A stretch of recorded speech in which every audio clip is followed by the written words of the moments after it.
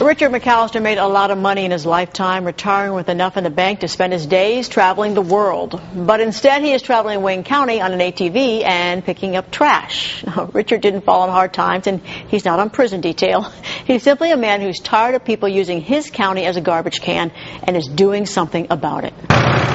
Spring flurries were flying the morning we caught up with Richard McAllister and crew on their ATVs. They weren't out for fun. They were hunting for trash. And unfortunately, it didn't take long to find their prey. Litter is as common as weeds along this highway and many others in Wayne County. But not for long. The Citizens Against Trash will see to that. Richard started a nonprofit group after moving back to his home county years ago and quickly becoming disgusted with what he saw. How bad the trash problem was. Didn't do anything about it, and it just got worse, and finally I just had enough. Richard started out small, picking up trash along a 2-mile stretch here in Wayne County. But over the years, the program has grown. Now the team covers about 150 miles every 2 weeks. They fill 3,000 trash bags a year. Richard, Carrie, and Ty are out here 5 to 6 mornings a week, using 40-inch pickup sticks to grab cups, cans, bottles, bags, and anything else careless people toss out their vehicle windows.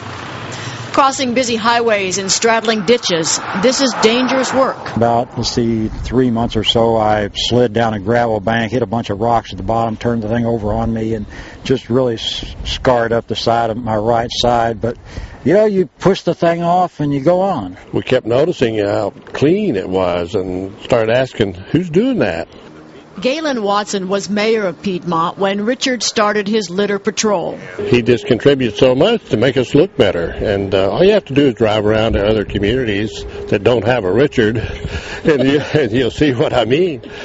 Richard would be the first to tell you he couldn't do it without help.